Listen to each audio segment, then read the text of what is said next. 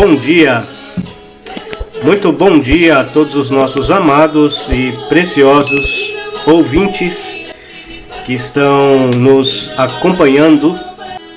Eu sou Jesué da Silva Andrade e estamos começando mais um estudo bíblico e estaremos dando assim continuidade ao nosso estudo sobre a família sobre a família cristã, né? Família, um projeto de Deus, e estaremos dando continuidade assim ao nosso assunto, o assunto do namoro cristão, né? Como que deve ser o namoro cristão. O texto que nós temos pensado nele é Provérbios, capítulo 30, versículo 18 a 19, onde nós temos lido assim: há 3 coisas que são maravilhosas demais para mim, sim, há 4 que não entendo: o caminho da águia no céu, o caminho da cobra na penha, o caminho do navio no meio do mar e o caminho de um homem com uma donzela. São palavras do sábio escritor, o escritor de Provérbios, destacando esses mistérios, né, da vida humana, coisas que é maravilhosas demais para a nossa compreensão, coisas que nós não conseguimos entender de uma maneira plena, de uma maneira completa. A primeira é o caminho da águia no céu. A águia, ela não tem um GPS, mas ela tem o seu caminho no céu, né, principalmente na época da imigração. O caminho da cobra na penha, como a cobra consegue, uma vez que ela não tem pés, ela não tem garras, mas como ela consegue subir numa pedra, como ela consegue caminhar, andar, né, rastejar sobre uma pedra. O caminho do navio no meio do mar, né, principalmente naqueles tempos. Hoje tem mais recursos, mas mesmo assim, de vez em quando a gente ouve falar de navios que se perdem no meio do mar. Mas naqueles dias, né, como que os marinheiros, era um mistério para a mente humana, conseguiam navegar no meio do mar.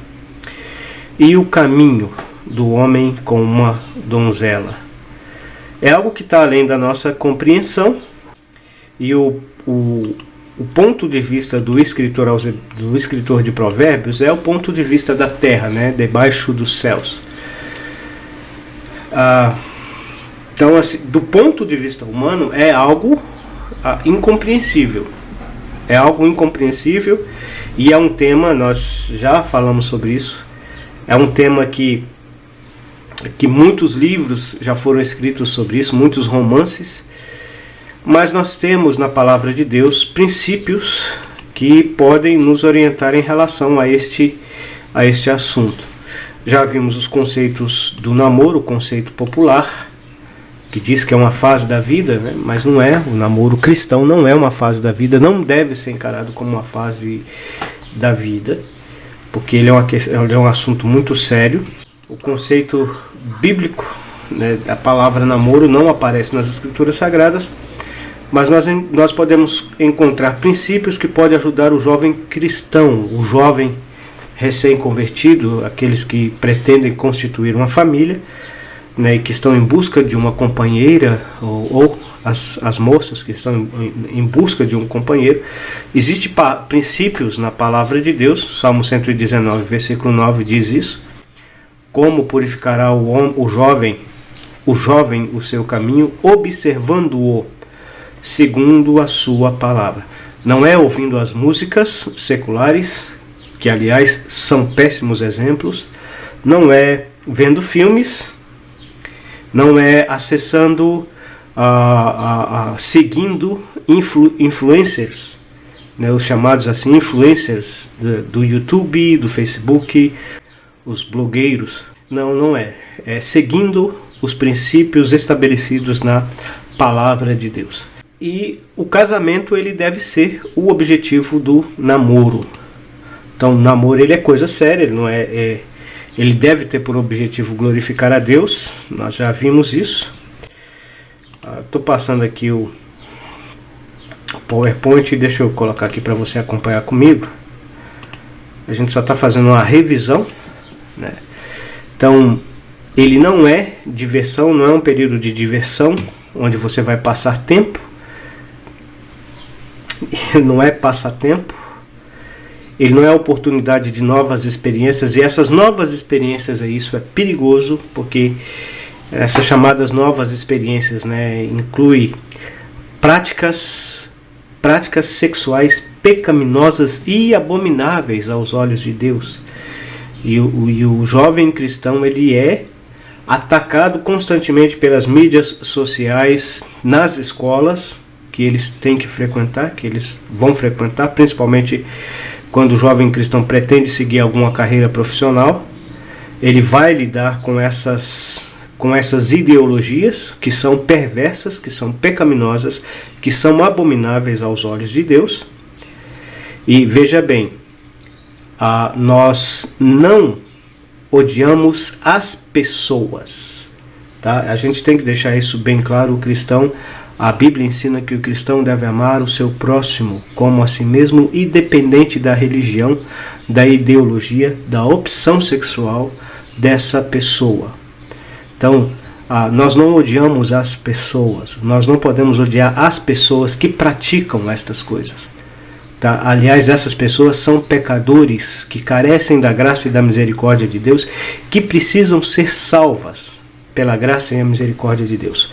O que nós, os cristãos, devemos repudiar são as práticas. E é bem diferente você repudiar a prática, uma prática pecaminosa, né? E isso deve ser repudiado, deve ser rejeitado, e odiar a pessoa que pratica essas práticas pecaminosas. Então, a gente tem que saber distinguir isso, claramente isso. E infelizmente muitos casos de assim chamados evangélicos, né, praticando a chamada homofobia, sendo acusados de preconceitos, de intolerantes e etc., uma série de coisas. Muitas das vezes é por causa disso. Eles não odeiam as práticas, eles odeiam as pessoas que cometem tais práticas. E aí é que está o problema. Aí é que está o problema. A Bíblia não ordena nós odiarmos as pessoas. Antes, pelo contrário, a Bíblia ordena nos amar o nosso próximo. O Senhor Jesus Cristo mesmo nos diz isso, como a nós mesmos. Porém, as práticas que essas pessoas cometem devem sim ser repudiadas, devem sim ser rejeitadas. O namoro é o período em que você vai conhecer a pessoa com quem irá passar o resto da sua vida. Com quem namorar? Primeiro é com quem você vai se casar, com quem você pretende se casar. Então, se você não tem o objetivo de se casar, não namore. Estou falando isso para você que é cristão, para você que é crente no Senhor Jesus, para você que arrependeu dos seus pecados e creu no Senhor Jesus como Senhor e Salvador da sua alma. Se você deseja fazer a vontade de Deus, se a vontade de Deus para a sua vida é o que ocupa a sua mente e o seu coração, e a palavra de Deus nos ensina isso, que nós devemos buscar em primeiro lugar o reino de Deus e a sua justiça, né? E a justiça do reino de Deus está relacionada a isso, a procurarmos a vontade de Deus sobre as nossas vidas. Então, se você é um jovem cristão, tenha isso em sua mente. Se você não tem o objetivo, o propósito de se casar, não namore. Não namore. Porque ao fazer isso, ao assumir um compromisso com alguém, você vai estar brincando com o sentimento de uma pessoa e também se colocando numa posição de perigo onde essa pessoa poderá brincar com o seu sentimento. Isso vai trazer tragédias para a sua vida espiritual, para a sua vida emocional e também para a sua vida física. Então, se você não tem esse objetivo, se esse não é o seu objetivo, não comece um namoro, não comece um relacionamento com outra pessoa. Não pode ser em julgo desigual, e foi o último tópico que nós falamos, né? É uma regra para todo cristão. O julgo desigual é um cristão que nasceu de novo, é uma pessoa que nasceu de novo, tá? Não traz para a sua ideia a ideia de cristão da cristandade professa.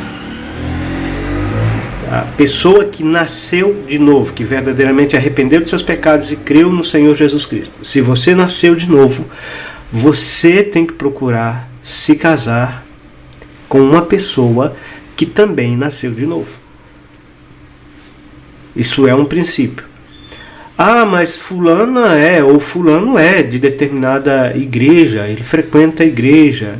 O ensino da palavra de Deus não é para você se casar com quem frequenta a igreja, ou com quem foi batizado, ou com quem é até pregador da palavra. Não, é com quem creu de fato, quem arrependeu de seus pecados e creu de fato no Senhor Jesus Cristo como Senhor e Salvador.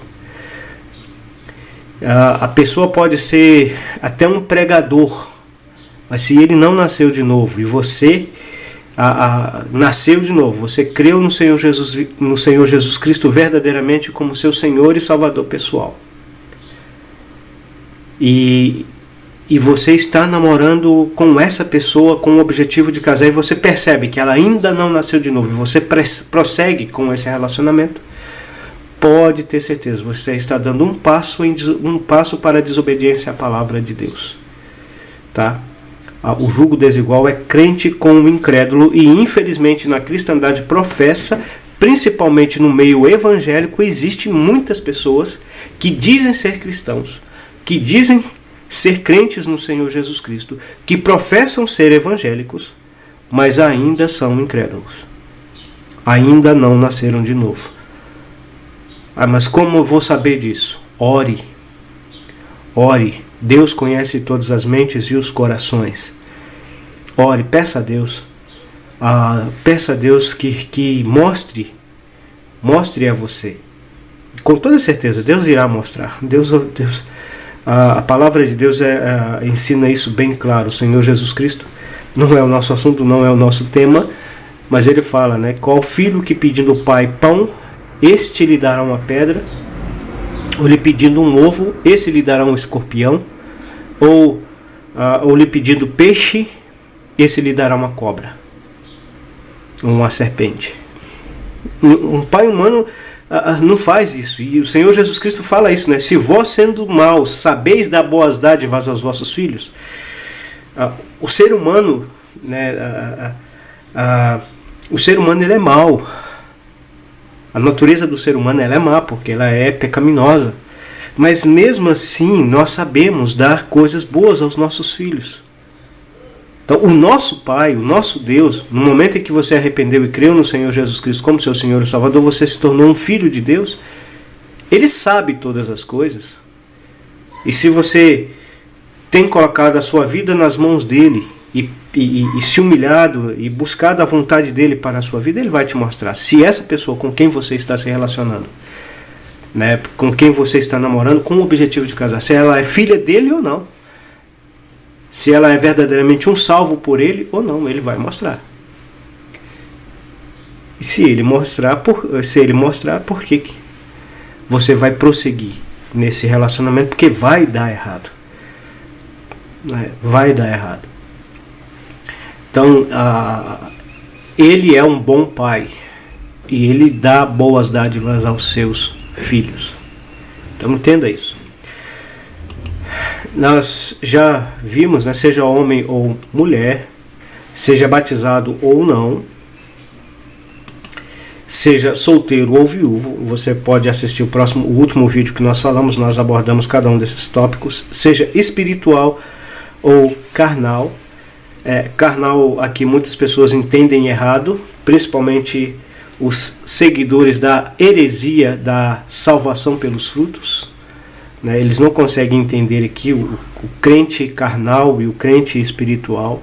E a palavra de Deus apresenta os dois. Os dois são salvos. Um é guiado pelo Espírito Santo, o outro o outro é guiado por sua natureza pecaminosa. Ele permite que a sua natureza pecaminosa o domine em certas áreas da sua vida, e isso leva ele a decisões e atitudes erradas, atitudes contrárias à vontade de Deus. Tem-se a ideia de que o jugo desigual, quem tem que preocupar com o jugo desigual são somente aqueles irmãos espirituais, mais consagrados, mais dedicados. Não, isso é uma ordem para todo cristão. Todo cristão. E mesmo aquele cristão que é imaturo, que entra na classe dos carnais, né, que não é tão dedicado, que não é tão consagrado, mesmo esse, se ele se prender a um jugo desigual, ele estará cometendo um pecado contra Deus e estará trazendo problemas para a sua vida, espiritual, emocional e até física, e que vai acarretar, vai trazer consequências durante toda a sua vida de casado. Aliás, durante todo o restante da sua vida, né? Porque casamento, mesmo aqueles que divorciam, a gente já deixou bem claro isso, o divórcio não é a vontade de Deus para o cristão, mas isso pode vir a acontecer, e mesmo que isso venha a acontecer, isso vai acarretar problemas para o resto da vida da pessoa. Mas isso vai ficar para uma outra oportunidade, isso é um outro assunto. Relacionado a esse tópico, não é a família do cristão, mas é um outro assunto. Esteja na comunhão ou não, às vezes a pessoa comete um pecado, por causa desse pecado a igreja precisa discipliná-lo, e ele acha que por ele estar em disciplina, ou seja, fora da comunhão da igreja local, então não haverá problema ele se prender a jugo desigual, e haverá sim, muito problema. Principalmente para a sua vida pessoal. Muitos problemas mesmo. Exercendo ministério público ou não, muitas das vezes se cobra isso daqueles que pregam o evangelho, e tem que se cobrar mesmo, né? Não estou dizendo que seja errado, mas se esquece. Muitas das vezes que essa é uma regra para todo cristão, e pode a pessoa achar que porque ele não vai para frente de um púlpito, suba no púlpito e pregue, que não tem tanto problema assim ele casar com uma pessoa incrédula, com uma pessoa descrente, sendo que tem. Sendo jovem ou velho, falamos sobre isso. Sendo filho de presbítero ou não, também é um outro ponto que destacamos. Porque muita gente acha que, pelo fato da pessoa ser filho de presbítero, esse tem que preocupar-se com o jugo desigual. O fato de eu não ser presbítero, ou do meu pai não ser presbítero, ou não exercer a liderança na igreja local, então eu não preciso preocupar e eu posso me casar com quem eu quiser. Se você é filho de crente e você creu no Senhor Jesus Cristo, independente se seu pai é ou não presbítero, quando você toma essa decisão, você está desobedecendo, não é o presbitério da igreja, não é os presbíteros da igreja, você está desobedecendo a palavra de Deus. Você está afrontando a Deus. E, consequentemente, o resultado disso vai ser tragédia para a sua vida. E quando a gente fala tragédia, é tragédia mesmo, tá? É o próximo ponto que nós queremos abordar. O jugo desigual levou à destruição da humanidade antediluviana. Eu vou entrar num assunto aqui que com certeza vai gerar muita polêmica. Com certeza vai gerar muita polêmica, mas vamos lá no texto. Gênesis capítulo 6, versículo 1 a 7. Como se foram multiplicando os homens na terra, e lhes nasceram filhas, vendo os filhos de Deus que as filhas dos homens eram formosas, tomaram para si mulheres as que entre todas mais lhes agradaram. Então disse o Senhor: o meu espírito não agirá para sempre no homem, pois este é carnal. Tem uma tradução que vai dizer: por este é mortal. E seus dias serão 120 anos. Seus dias serão 120 anos. Ora, naquele tempo havia gigantes na terra, e também depois, quando os filhos de Deus possuíram as filhas dos homens, as quais lhe deram filhos, estes foram valentes, varões de renome na antiguidade. Viu o Senhor que a maldade do homem se havia multiplicado na terra e que era continuamente mal todo o desígnio do seu coração. Então se arrependeu o Senhor de ter feito o homem na terra, e isso lhe pesou no coração. Disse o Senhor: farei desaparecer da face da terra o homem que criei, o homem e o animal, os répteis e as aves do céu, porque me arrependo de os haver feito. Por que eu falei que é uma polêmica? Porque muitos comentaristas, inclusive comentaristas famosos no YouTube, aliás, eu até admiro muito esse comentarista, e já compartilhei e compartilho vídeos dele. Eu não vou falar o nome dele aqui, mas eu creio que todos já sabem, não preciso dizer.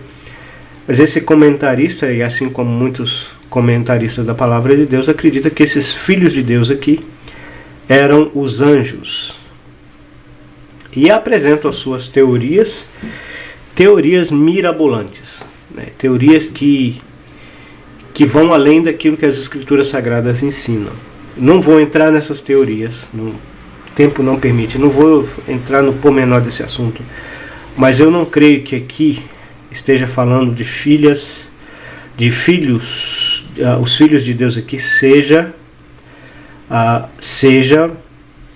os anjos. É simples, todo o texto ele tem o seu contexto.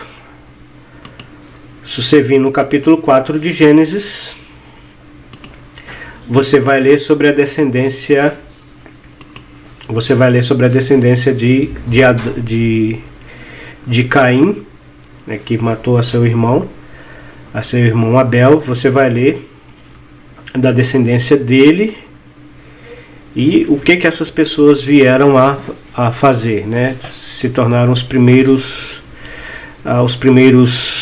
capitalistas, os primeiros comerciantes, né, de gado, enfim, os primeiros músicos, os primeiros armamentistas e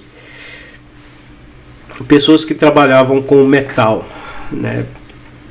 Provavelmente a intenção primeiramente foi de tornar o trabalho na terra, facilitar o trabalho na terra, mas também passar a usar essas ferramentas como armas. Mas a questão aqui é que você vai ver os pilares daquilo que chamamos de sociedade humana na descendência de Caim. No capítulo 5, você vai ler sobre a descendência de Adão através de Sete, né? E no finalzinho do capítulo 4, a Sete nasceu-lhe também um filho, a qual pôs o nome de Enos. Daí se começou a invocar, ou nesse tempo se começou a invocar o nome do Senhor. Aí no capítulo 5 vai tratar a descendência de Sete, a descendência piedosa de Sete. Algo curioso que acontece, que é relatado a idade dos descendentes de Sete, de Adão através de Sete. Os descendentes de Caim, não é relatado a idade deles. Isso tem um objetivo, tem um propósito. Eles fizeram grandes coisas, os descendentes de Caim, mas a palavra de Deus não fala o tempo em que eles viveram.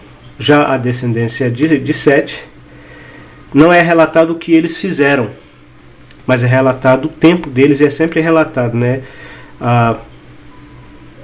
Por exemplo, depois que gerou, Gênesis capítulo 5, versículo 4, depois que gerou a Sete, viveu Adão 800 anos e teve filhos e filhas. Depois que gerou, né? Então ele viveu um tempo antes de gerar Sete, e depois que gerou a Sete, viveu tantos anos. O que indica que o nascimento desses filhos trouxe um certo impacto para a vida dessas pessoas, o que pode, presta bem atenção nisso, que pode indicar uma conversão, né? Um entregar, um dedicar-se a Deus através, depois do nascimento desse filho. Mas o caso aqui não é o nosso assunto, o assunto de conversão, né, no período do dilúvio, mas é o assunto relacionado à família. Então no capítulo 4 você tem a descendência ímpia de Caim. No capítulo 5 você tem a descendência piedosa de Sete. E no capítulo 6 começa dizendo dessa forma. A gente já falou sobre isso aqui, né? O texto dentro do seu contexto. Como se multiplicaram os homens na terra e lhes nasceram filhas. Qual esses homens? Os homens do capítulo 4. A descendência impiedosa de Caim. E lhes nasceram filhas. Vendo os filhos de Deus, que as filhas dos homens eram formosas, quem eram esses filhos de Deus? Na minha compreensão, a descendência piedosa de Sete, do capítulo 5. Tomaram para si mulheres, as que entre todas havia mulheres entre a descendência piedosa de Sete, né, e havia mulheres entre a descendência impiedosa de Caim. Então, os filhos dos homens nasceram filhas deles, né? Os filhos de Deus viram que elas eram formosas e escolheram mulheres para si entre todas, mas as mais que lhe agradaram. Ou seja, houve uma escolha. Eles viram as mulheres da sua linhagem, da linhagem piedosa de Sete, viram as mulheres da linhagem impiedosa de Caim, e eles escolheram, né? Eles tomaram a decisão. Não, eu não quero essas mulheres daqui, eu quero as de lá. Alguém sugere ser os filhos de Deus ali, ser anjos, por causa da menção lá de Jó. Eu não vou entrar em detalhes, mas eu quero só destacar 2 pontos que é importante. Se você tem acesso ao grego e ao hebraico, a versão Septuaginta, que é a primeira tradução do Velho Testamento para o grego na época, não é Antíoco Epifânio, é um dos generais que veio a substituir Alexandre o Grande, né? Alexandre o Grande morreu e o seu império foi dividido entre 4 generais. E um desses 4 generais, que ficou dominando a região da Palestina, ordenou que 72 anciãos judeus traduzissem para o grego o Velho Testamento, a versão que ficou conhecida como Septuaginta. E esses anciãos, ao traduzirem a expressão filhos de Deus em Jó, eles traduzem anjos de Deus. E quando eles vão traduzir a expressão aqui, né, filhos de Deus, eles vão simplesmente filhos de Deus. Eles vão traduzir para simplesmente filhos de Deus. Por que eles fazem isso? É porque claramente os tradutores entendiam que no livro de Jó estava se tratando de um grupo específico e em Gênesis estava se tratando de outro grupo específico. Há um outro detalhe. Flávio Joséfo, no seu livro, eu esqueci agora o nome do livro de Flávio Joséfo. Flávio Joséfo era um historiador, me parece que eu esqueci, Coleções Judaicas. Eu esqueci agora o título do livro. Na próxima live eu vou ver aqui depois. Fugiu da mente agora. Mas Flávio Joséfo, escrevendo sobre sobre a história do povo de Israel, ele indica claramente que os filhos de Deus ali era a descendência piedosa de Caim, se misturando através do casamento com a descendência impiedosa de Caim. Os filhos dos homens ali, os filhos de Deus ali e as filhas dos homens. Está entendendo? E Flávio Joséfo era um judeu. Eu já vi até alguns argumentarem que na mitologia judaica, né, e alguns chegam até a citar o livro é um pseudopígrafo, ou seja, é um livro atribuído a um nome de uma pessoa que não foi essa pessoa que escreveu. Por exemplo, alguém escreveu e atribuiu o livro a essa pessoa, né, que é no caso o livro de Enoque, mas é um livro pseudopígrafo. E alguns chegam até a dizer que Judas, né, na carta de Judas, cita esse livro. Na realidade, é esse livro que cita a carta de Judas. Tá? Se você analisar a data que esse livro apareceu e a carta de Judas surgiu primeiro. Judas provavelmente está citando uma tradição oral, porque não existe esse livro chamado Livro de Enoque. É um livro que apareceu, salvo engano, entre o ano 100 e 200 da era cristã. Então eu quero deixar isso bem claro. Os argumentos que se usam são falácias. Em vez de analisar o texto bíblico dentro do seu contexto, né, usa-se os argumentos das falácias, a mitologia judaica, as citações do livro de Enoque, que é um livro pseudopígrafo, ou seja, é um livro que alguém escreveu e que atribuiu esse livro, para dar uma certa autoridade a esse livro, colocou um nome, né, atribuiu esse livro a Enoque, mas não é Enoque que escreveu esse livro. Está entendendo? Então, usa-se fontes externas às Escrituras Sagradas para chegar a essa conclusão, que é uma conclusão herética, porque o Senhor Jesus Cristo é claro em dizer que os anjos não se casam e nem se dão em casamento. E em suma, e o objetivo do texto, e eu acho interessante isso, foca-se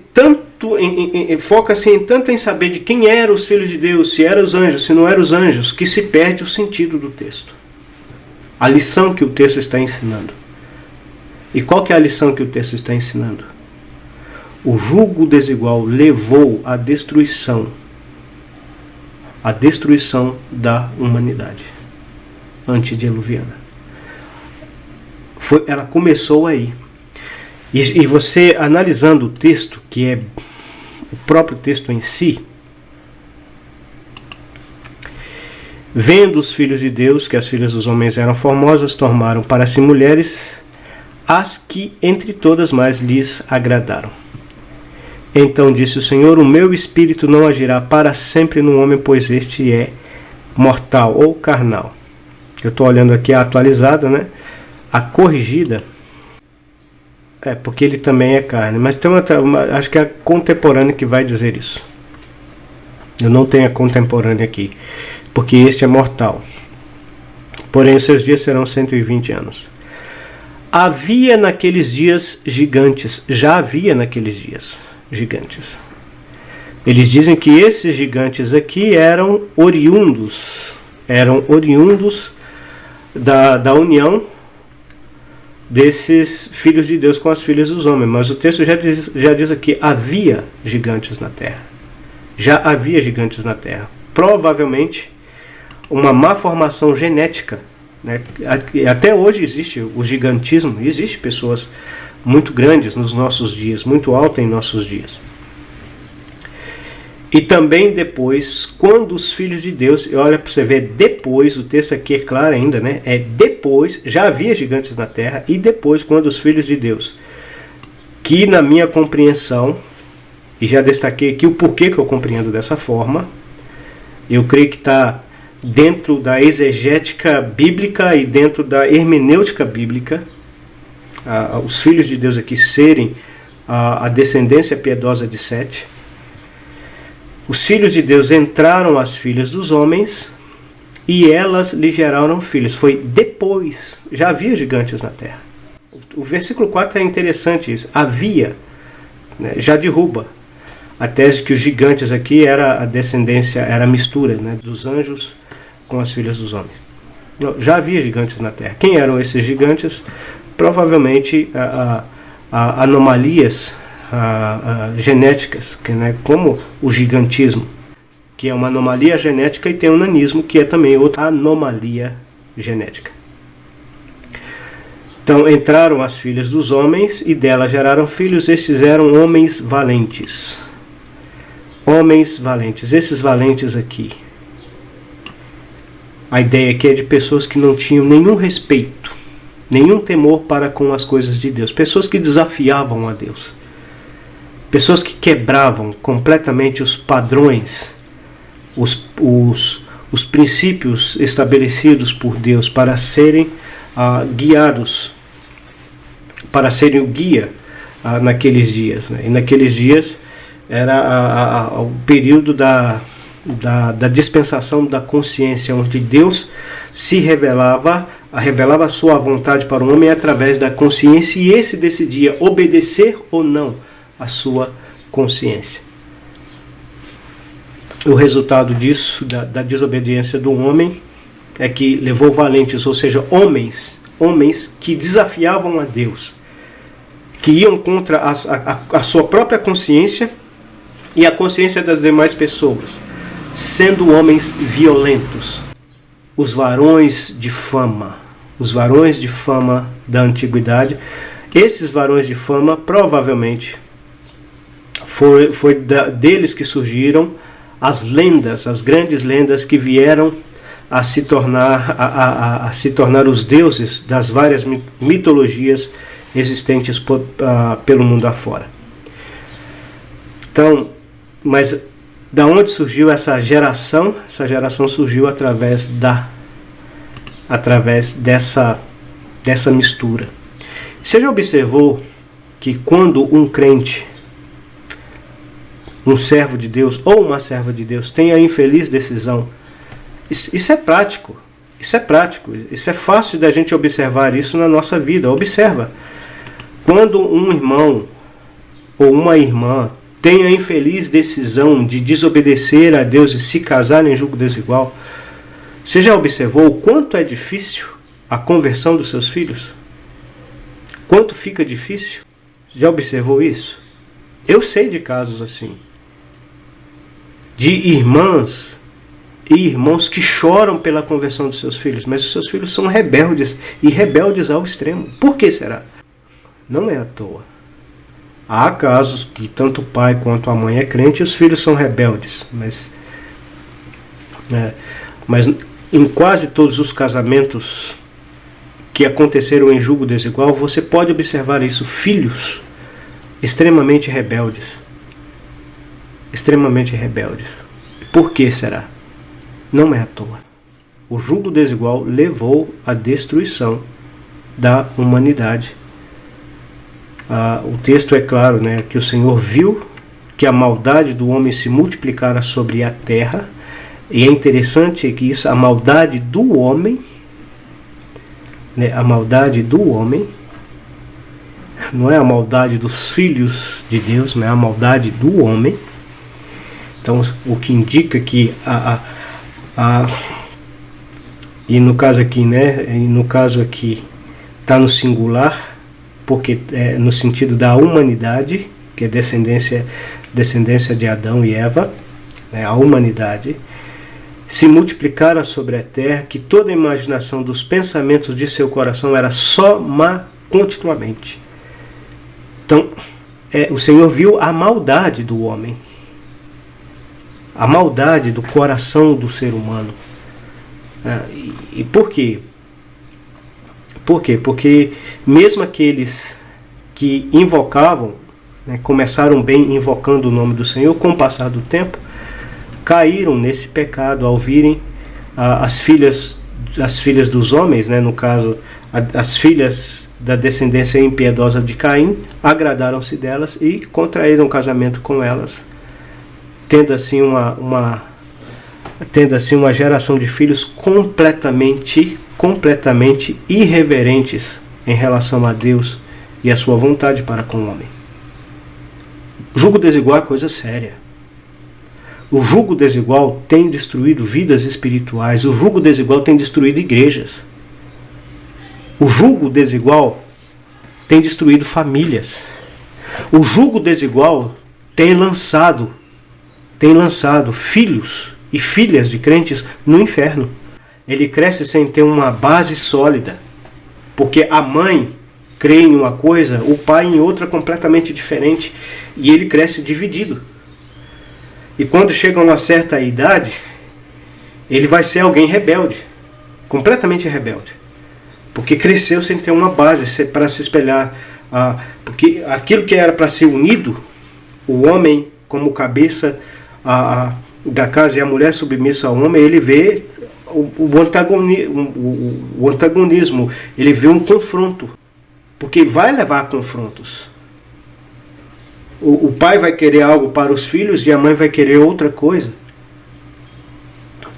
Se o pai for crente e a mãe for incrédula, vai ser da mesma forma, e os filhos vão crescer dessa forma. Não haverá um consenso. E o que isso vai causar no coração dos seus filhos? Rebeldia, perversão. Porque ele não vai ter uma referência sólida dentro da sua própria casa, para que vai impactar a sua vida, que vai aproximar ele de Deus, que vai aproximar ele de Cristo. É claro que a gente não está falando de casos onde acontece da esposa se converter e o marido não. Que aí o casamento já ocorreu. A gente está falando de pessoas que são crentes e, sabendo do jugo desigual e do perigo que é o jugo desigual, tomam a decisão de casar com um incrédulo. Porque pode acontecer em uma família descrente o marido se converter e a esposa não vir a se converter. Mas aí, em muitos casos, os filhos já estão criados, né? Ou a mulher se converter e o marido não se converter, ou às vezes um dos filhos se convertem e o resto da família não. Enfim, a gente está falando no caso, o que é desobediência é o jovem que é crente, que nasceu de novo, se prender a um jugo desigual com um incrédulo, com uma incrédula. Tanto a moça crente se casar com um rapaz crente, com um rapaz descrente, com um rapaz incrédulo, ou o rapaz crente se casar com uma moça incrédula, vai dar problema, vai trazer problemas. Problemas que irá afetar a família dele, a gente vai ver isso mais para frente. Problemas que irá afetar a igreja local, onde ele é membro, e até a sociedade. É o caso que a gente vê aqui retratado no livro de Gênesis. Como eu já disse, provavelmente essa live vai gerar uma polêmica grande, porque muita gente não concorda com esse pensamento, né, dos filhos de Deus ali ser a descendência piedosa de Sete, se misturando pelo casamento, pelo jugo desigual, com a descendência impiedosa de Caim. Eu respeito sua opinião. Eu não vou entrar em debate. Vocês podem fazer qualquer comentário, pode falar qualquer coisa. Eu não vou entrar em debate, eu não vou entrar em discussão. Aqui, que esse não é o meu objetivo. Nosso objetivo aqui é dar estudo sobre a família, e isso é um exemplo, sim. De que o jugo desigual, ele é extremamente nocivo, não só para a própria pessoa, não só para a própria família dessa pessoa, mas para a sociedade em que ele está inserido. Porque foi o jugo desigual que produziu esses homens chamados homens valentes, homens que desafiavam, filhos que desafiavam os pais, né, que desafiavam as autoridades, e que tentava desafiar até o próprio Deus, e que chegou ao ponto de Deus tomar uma decisão: não, eu vou destruir o homem que criei. E é interessante você pensar nisso. Se não fosse a graça e a misericórdia de Deus ao encontrar a Noé e sua família, a humanidade teria sido toda destruída ali por causa do jugo desigual. E pensa num detalhe. O próprio Senhor Jesus Cristo diz claramente que os anjos não se casam e nem se dão em casamento. Alguns até usam a expressão, né, os anjos no céu. Anjos são seres espirituais. Mas houve as manifestações dos anjos físicas. Sim, houve sim. Mas se você levar para esse lado, a gente vai encontrar problemas. Muitos problemas. Problemas sérios, principalmente relacionados a certas questões. Por que os anjos fizeram aquilo naquela época e não continuam fazendo isso hoje? E esse é um problema muito sério de usar fontes externas para interpretar textos da palavra de Deus. Nós temos que interpretar a Bíblia pela própria Bíblia. E quando o Senhor Jesus Cristo fala que os anjos não se casam e nem se dão em casamento, e que os salvos glorificados na glória, depois da ressurreição, serão como os anjos, eu creio que a ideia é de uma forma geral. Mas e aqueles anjos que pecaram e que foram entregues à fonte do abismo? A Bíblia fala que eles pecaram e não o pecado que eles cometeram. E o grande problema é as pessoas quererem encontrar na Bíblia a explicação, o porquê que Deus condenou aqueles anjos às prisões eternas. A Bíblia fala que eles pecaram. Qual é o pecado deles? Eu não sei. Não sei qual é o pecado dele. O único anjo que a Bíblia relata qual foi o pecado dele foi Satanás. Que era um anjo de Deus, como está registrado tanto no profeta Isaías como Ezequiel, e que elevou o seu coração pelo orgulho e quis estar acima de Deus, e Deus então o expulsou da sua presença. Qual foi o pecado desses anjos? Não sei. Sei que pecaram. Sei que ofenderam a Deus e por isso Deus os encerrou as cadeias. Só isso. E é o que nós precisamos saber. E eu creio que a ideia ali é que com Deus não se brinca. Se ele puniu, e essa é a ideia do texto, né, se ele não poupou aos anjos, ele vai poupar a nós, que somos muito mais inferiores. Então essa é a ideia. Então nós não podemos brincar com Deus. Nós temos que levar Deus a sério, muito a sério. Ele é gracioso? É. Ele é misericordioso? Ele é. Ele exerce a sua misericórdia sobre nós a cada dia? Sim. Mas tenha certeza disso. Se você toma uma decisão de desobedecer a sua palavra, você vai ter consequências dessa desobediência. Quando a gente está tratando da questão do jugo desigual, a gente não está falando que isso levará você a perder a sua salvação, porque a salvação do cristão ela está garantida pela obra de Cristo na cruz do Calvário.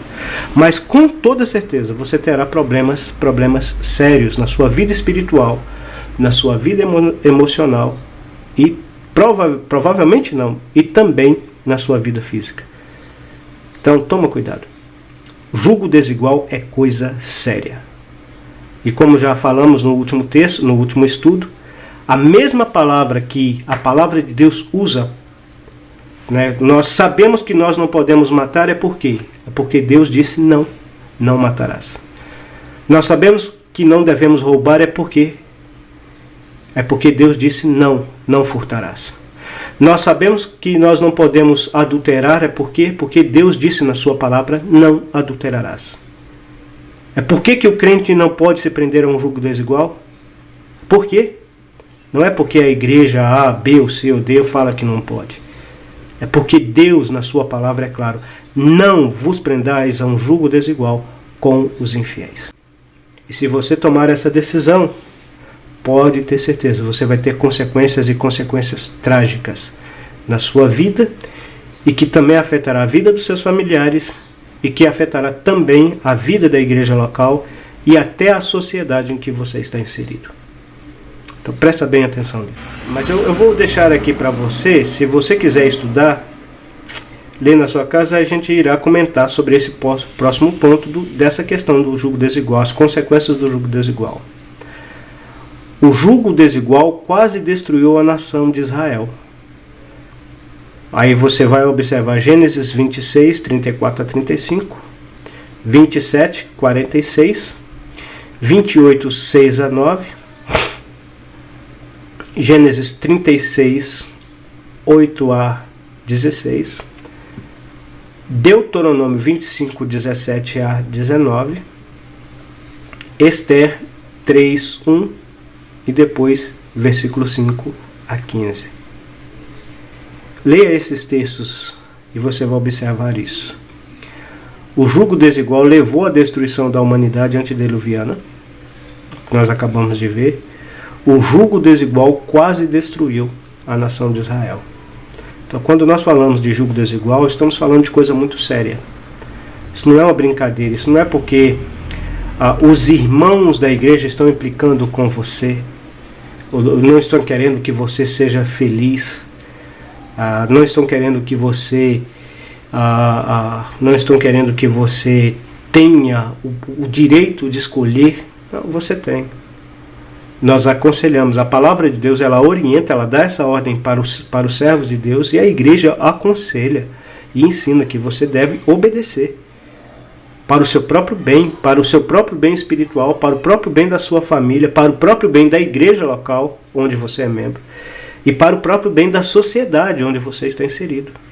Não desobedeça a palavra de Deus, porque se você desobedecer, você estará correndo um grande perigo em todas as áreas da sua vida. Chegamos ao final. Que Deus continue abençoando ricamente a sua vida.